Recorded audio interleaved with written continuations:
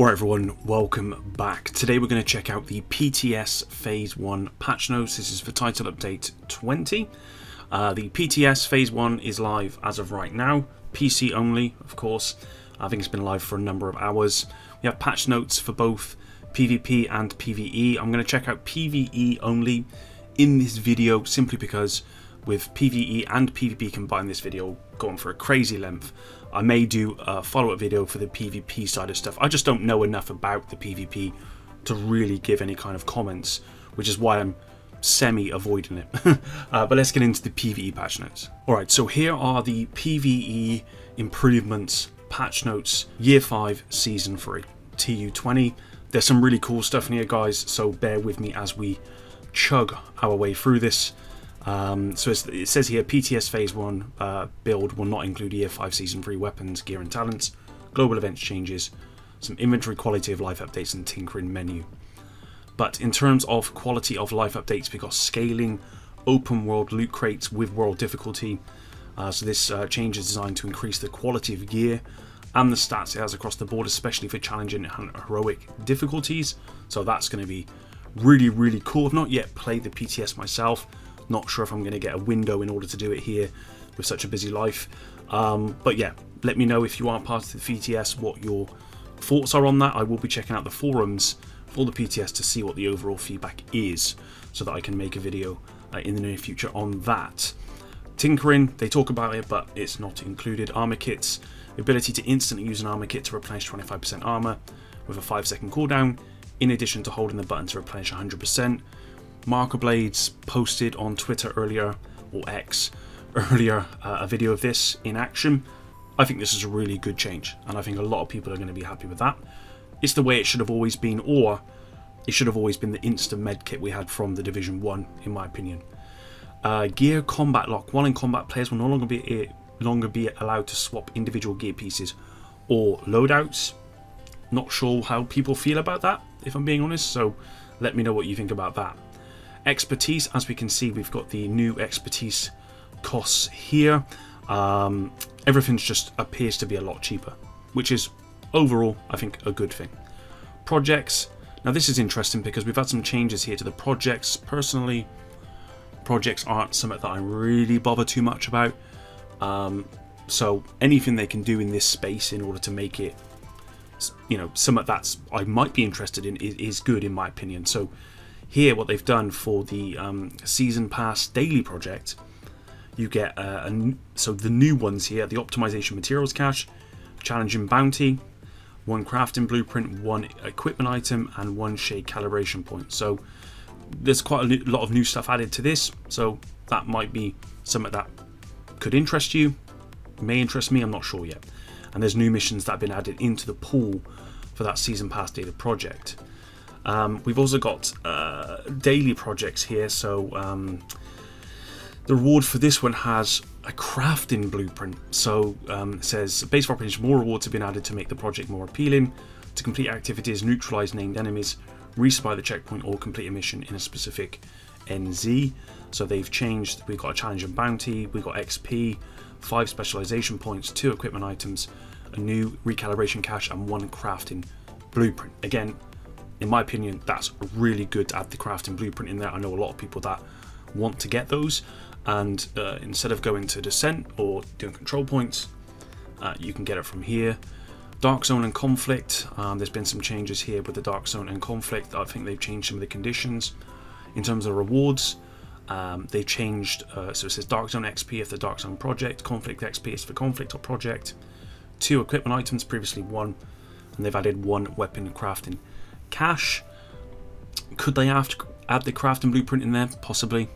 Again, I think you shouldn't have crafting blueprints everywhere, but people need an incentive to play these things, so the more incentives there are for people to actually get into the Dark Zone, I think that's a good thing. Weekly projects, so they've added a named item here, and weapon crafting cache. The weekly legendary mission they've added, so you get the 1 exotic cache, you get 1 optimization cache, 2 recalibration caches, and 1 gear crafting cache. So just a lot more materials. Shade requisition, we get XP, 1 level up, and a new named item cache as well. And then we've got the weekly Dark Zone and Conflict projects, new 2 named item caches. They've removed the recalibration cache. Okay, weekly summit project. They've got the 1 recalibration cache. They've changed it so the XP is 1 level up, and they've got 2 named item caches as opposed to 1. Now, in terms of weapon balancing, guys, there's a lot here. I'm not going to go over everything because we'll be here for days. The overall idea is this, as it's written here. This is a general buff balance pass to make all the less popular weapons more interesting. Essentially, this is what a lot of people have been asking for a very long time. Those weapons that sat in your stash that you never use but you want to use because you like them. For example, the military G36 here is one of my favourite weapons in Division 1. It's one of my favourite weapons in Division 2, but it's just underpowered. So they've increased the RPM on this. Will that help it? I don't know yet, but the fact that they're making these changes, in my opinion, is really, really good. And look, we'll go through the list here. As you can see, there is a ton on here. AUG A3 was my favourite submachine gun in the Division 1. That wasn't the exotic, of course. And they've increased the RPM and they've increased weapon damage. So I'm really happy about that. Love the MP5, love the MP7. Overall, really, really good. Light machine guns, all other LMGs, apart from the Iron Lung, have had a 20% weapon damage increase. Will I be using LMGs if this goes through? Absolutely. They are underpowered, and so this is great. Rifles, again, loads of raft of changes here. The burst rifles are always going to be a problem. M16A2, 30% weapon damage. Wow. Marksman rifles, again, quite a heavy weapon damage increase. So we're probably going to be seeing some huge numbers in build videos in the future. If this comes out of PTS, I'm sure we're going to see them in the PTS as well. Gear balancing. Right, let's go over this gear balancing because this is pretty insane. So I'm not going to go over every screenshot that they provided, every infographic. I'll just go over this one. As I said, I don't want this video to be too long. So this is the before, this is the after. Self-explanatory, and this whole thing is self-explanatory, but let's check it out. So, for example, 5.11 tactical.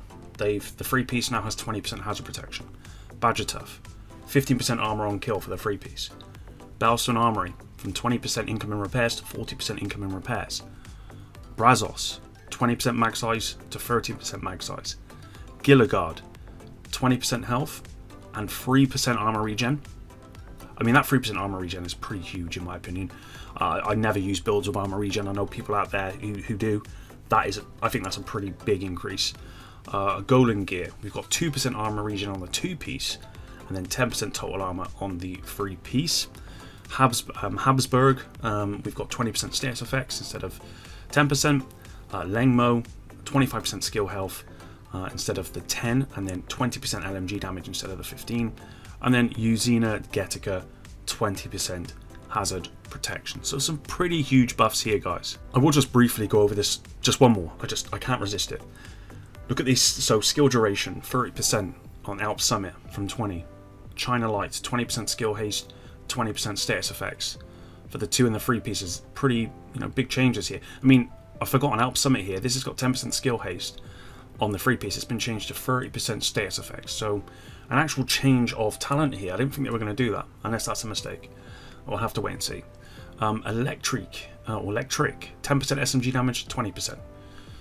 Empress, happy about this, 20% skill damage for 2 pieces. I mean, Empress was already really strong. More damage for skills. In PVE, very happy. Hannah Yu, 20% skill damage for 2 pieces and 10% weapon damage for 3 pieces. Again, happy with these changes. I mean, you can see, guys, these are all huge buffs. These are skill buffs, these are damage buffs. Overall, every single brand set, from what I can tell, has been affected by this, and all of them have been buffed. I mean, we're just being buffed, guys. It's great. So moving on to game mode Descent, lowered the required heat necessary to reach Nemesis. This will reduce the minimum loop at which players can encounter Nemesis to 4 and the maximum loop to 9.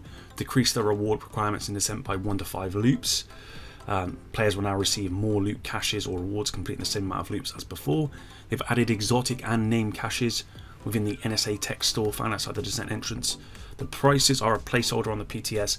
I know a lot of people that will be very happy with this because I know a lot of people that have an insane amount of NSA tech. So there you go. Added talent pool rotations in Descent that are planned to change on a weekly basis. And then we've just got a ton of bug fixes here. I don't know if there's anything worth. So it fixed the issue with the Summit Level 1 XP. I know that's something that's been outstanding for a period of time. Skill mods of a higher level than a player can no longer be equipped. Didn't know that could happen anyway. Blueprints from the named signed arms of some specializations were dropping in reconstructed caches. That's no longer the case. The gift name backpack was in the vest section of the crafting section. The blueprints for the Big Show and Fox's Prayers could not be found in the crafting station after being acquired. They have now been added, and there's 2 exploits. They fixed the corner glitch, whatever that is. Fixed an exploit where players could be invited at the end of the raid to obtain raid specific key without any participation, whatever that is, because I don't really know anything about exploits or anything in this game. But there you go, guys. I mean, this is vast. These are vast changes, and this is PvE only. There are a ton of changes in PvP as well. Overall, I mean, the patch size 90 gigs. Overall, a lot of changes here. Will all of this work? Will all of this be balanced? Absolutely not. There's no way that they can make this many changes to everything in the game and it be balanced. With that said, I'm very happy that they've decided to do this, because it's been a long time coming that they were going to go in with these weapons, with everything, and start buffing up those weapons that no one is using. I think they're also doing talent changes. I swear I heard something about, so maybe they're referring just to the talents of these. So obviously they've buffed the gear as well of all your brand sets.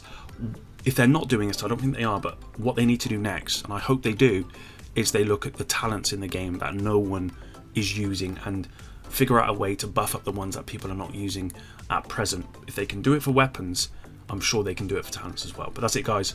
Thanks for watching. Until the next one. Epic out.